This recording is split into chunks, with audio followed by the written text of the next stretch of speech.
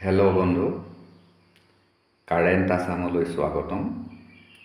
আজি এটা নতুন ভিডিঅ'লৈ মই আপোনালোকৰ মাজত উপস্থিত হৈছোঁ।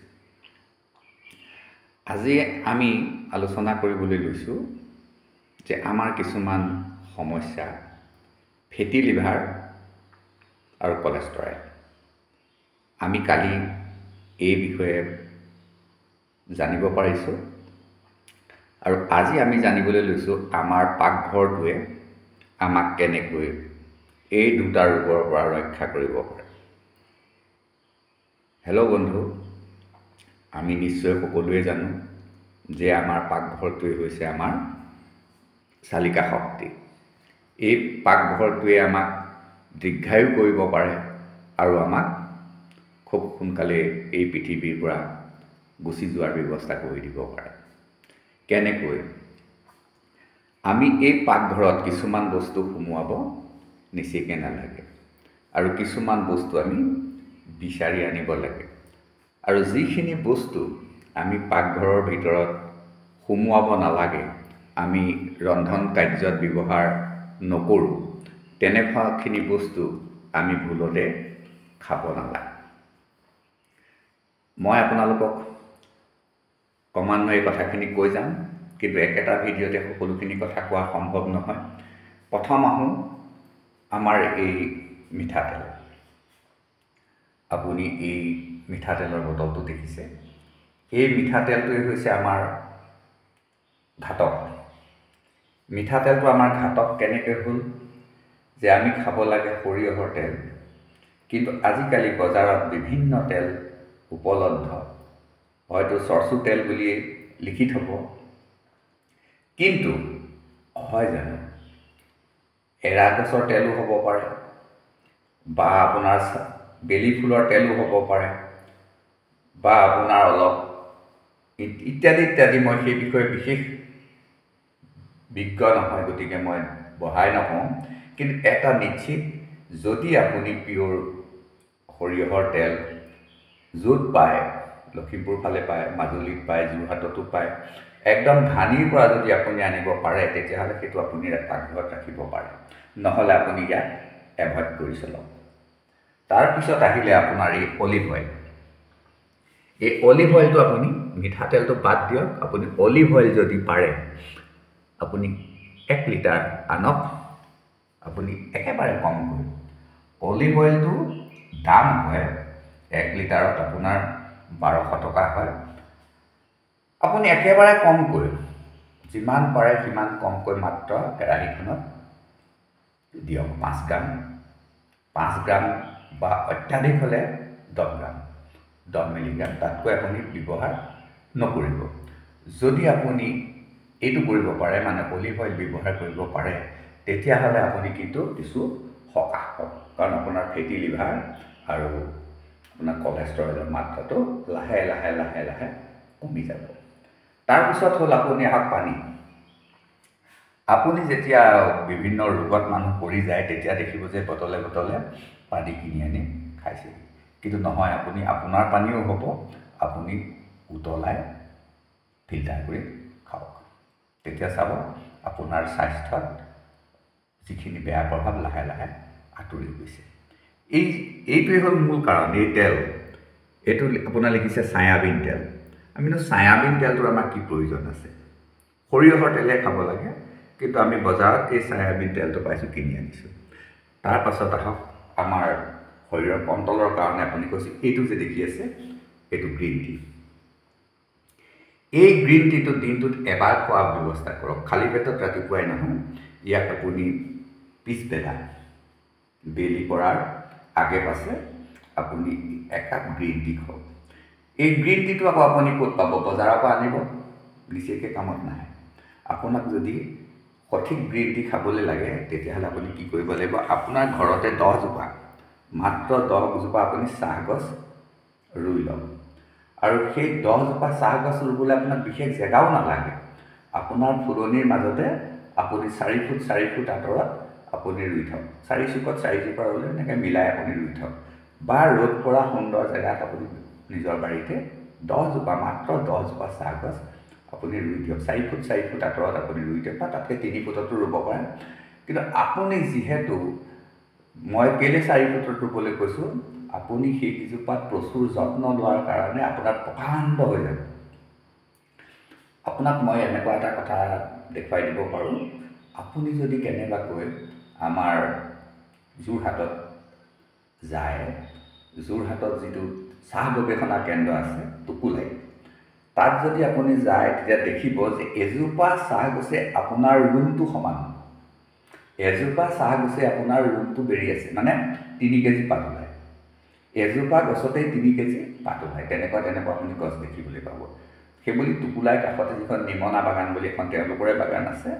তাত কিন্তু আপুনি নাপায় পাব একেবাৰে ৰিচাৰ্চৰ ভিতৰত মানে টুকুলাই চাহ গৱেষণা কেন্দ্ৰৰ ভিতৰতে আছে ইমান প্ৰকাণ্ড গছ আছে কেলে সেই গছকেইজোপা আপোনাৰ একেবাৰে লৰা প্ৰতিপাল কৰা আদি কৰে গতিকে আপুনিও আপোনাৰ সেই যিকেইজোপা গছৰ কথা মই কৈছোঁ 10জোপা ৰুব 10জোপা নোৱাৰিলে আপুনি তাতকৈ কমত ৰুব পাৰে কাৰণ ভাল গছ দুজোপাই আপোনাক বহুত পাত দিব আপুনি কি কৰিব লাগিব এতিয়া আপুনি ৰোৱাৰ প্ৰথম বছৰৰ পৰাই তাত পাত পাব যেতিয়া আপুনি পুলিটো ৰুব 10টা যদি পুলি ৰুৱে আপুনি প্ৰথম বছৰৰ পৰাই পাত পাব আপুনি চাহ খেতি কৰা অভিজ্ঞ মানুহৰ পৰা অকণমান আইডিয়া লৈ ল'ব প্ৰথমতে আপুনি পুলিটো ৰোপণ কৰক পুলিটো ৰোপণ কৰাৰ পিছত যেতিয়া 1 ফুটমান ওখ হৈ যাব সেই 1 ফুটমান ওপৰত আপুনি পুলিটো মুটুকাই ভাঙি দিয়ক আপুনি কাটি নিদিব লাহেকৈ ভাঙি দিয়ক অকণমান পাক এটা মাৰি ভাঙি দিয়ক ভাঙি দিয়াৰ লগে লগে কি হ'ব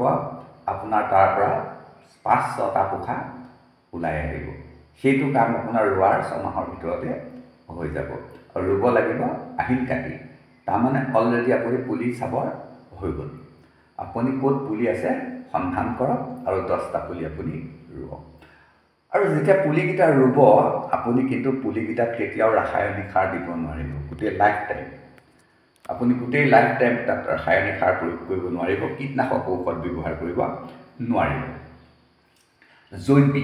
সম্পূৰ্ণ জৈৱিক পদ্ধতিত আপুনি চাহ পুলিকেইটা কৰিব লাগিব মোৰ তেনেকুৱা চাহ পুলি মোৰ বাৰীত আছে মই আপোনালোকক দেখুৱাম তাৰপিছত আপুনি কি কৰিব লাগিব আপুনি তাৰ পৰা যেতিয়া পুলিটোৰ পৰা প্ৰত্যেকটো পুলিৰ পৰা 4টা 5টাকৈ পোখা আহি গ'লে সিহঁতক 1 ফুটমান আকৌ ওখ হ'বলৈ দিয়ক 1 ফুটমান যেতিয়া ওখ হৈ যাব আপুনি এই 10টা পুলিৰ পৰা আপুনি এমুঠি হাতৰ মুঠিয়ে এমুঠিমান আপুনি চাহপাত পাব আপুনি চাহপাতখিনি ছিঙি লৈ আহক চাহপাতখিনি ছিঙি লৈ আনি আপুনি উতলা পানীত দি দিয়ক আপুনি উতলা পানীত দি 1 মিনিট বা 2 মিনিট তাতকৈ নহয় সিজিব নালাগে মাত্ৰ লেৰে দিব লাগে আপুনি উঠাই আনক উঠাই আনি কি কয় আপুনি ৰুটি মঠে যে আমাৰ তেনেকৈ মঠি পেলাওক কিন্তু সম্পূৰ্ণ প্ৰেছাৰ নিদিব টুকুৰা হৈ যাবলৈ নিদিব তাক লাহেকৈ 2 হাতে মোহাৰি দিয়ক মোহাৰি আপুনি ডলা এখনত মেলি দিয়ক মেলি আপুনি এখন ফেনৰ তলত ৰাখি দিয়ক কাৰণ গৰম দিনৰ তলতো কথাই নাই কাৰণ আপুনিও ফেন লৈ আছে সিহঁতকো থৈ দিয়ক যেতিয়া ফেনৰ পানীখিনি নিষ্কাশন হৈ যাব গোটেই পানীখিনি গুচি যাব তেতিয়া আপুনি কেৰাহী এখনত ভাজক বেছি দেৰি ভাজিব নালাগে আপুনি গম পাব যেতিয়া গোটেই পানীখিনি শুকাই যাব ভাজোতে যেতিয়া পানীখিনি শুকাই যাব তেতিয়া আপুনি সিহঁতক এখন পেপাৰত মেলি দিয়ক মেলি দিয়াৰ পিছত আপুনি যেতিয়া ঠাণ্ডা হৈ যাব ঠাণ্ডা হৈ যোৱাৰ পিছত আপুনি এনেকৈ এটা বটলৰ ভিতৰত ভৰাই ৰাখক বটলৰ ভিতৰত ভৰাই কাপ মাৰি দিয়ক আপোনাৰ 2 বছৰ 3 বছৰলৈও সি একেই থাকিব আৰু আপুনি ইয়াৰ কেইটামান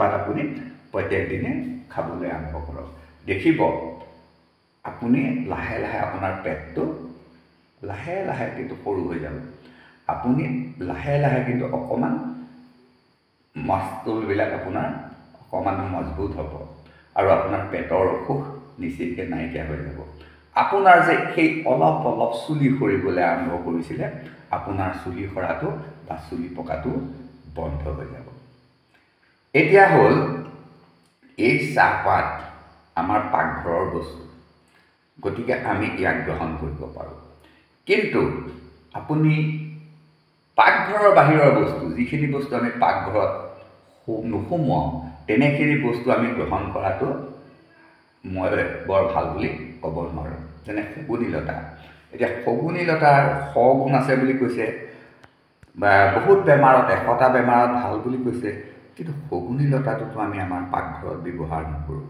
গতিকে মই তাক আপোনাক জেনুইন বুলি ক'ব নোৱাৰোঁ। আপোনাৰ যি ৰোগেই নহওক, আপোনাৰ প্ৰেছাৰত ভাল, আপোনাৰ চুগাৰত ভাল, আপোনাৰ কিডনীৰ কাৰণে ভাল, আপোনাৰ বহু ৰোগৰ কাৰণে ভাল বুলি কয়, কিন্তু মই ৰিজেক্ট কৰোঁ এটা কাৰণে যে সি আমাৰ পাকঘৰটোৱে ৰিজেক্ট কৰিছে। তাতোতকৈ আপোনাৰ মই কওঁ যে আপুনি শগুনী লতা মই নাখাব বুলি নকওঁ, খাব বুলি নকওঁ, কিন্তু আপুনি এটা কাম কৰিব পাৰে, আপুনি নহৰু বা পিঁয়াজ এই দুটা বস্তু আপুনি ব্যৱহাৰ কৰিব পাৰে। হেল্ল' বন্ধু, মই বেছি দীঘলীয়া নকৰোঁ, এইটো এটা শেষৰ কথাটোৰে মই আজি ভিডিঅ'টো সামৰণি মাৰিম। এই যে ব্ৰাছডাল দেখিছে, এই ব্ৰাছডাল কি কৰিছোঁ, মই এটা হৰলিক্সৰ বটলত থৈ দিছোঁ। আপুনি ব্ৰাছ কৰাৰ পিছত লগে লগে এই ব্ৰাছডাল এনেকৈ এটা বৈয়ামৰ ভিতৰত ভৰাই আপুনি সাঁফৰখন মাৰি থ'ব।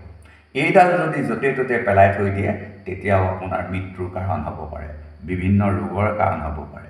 কাৰণ আপুনি থৈ অহাৰ পিছত ইয়াত জেঠী, পঁইতাচোৰা আদিয়ে লাহে লাহে চেলেকিবলৈ আৰম্ভ কৰে, আৰু আকৌ সেইডালেই আপুনি আপোনাৰ ব্ৰাছ কৰিছে। ফলত আপোনাৰ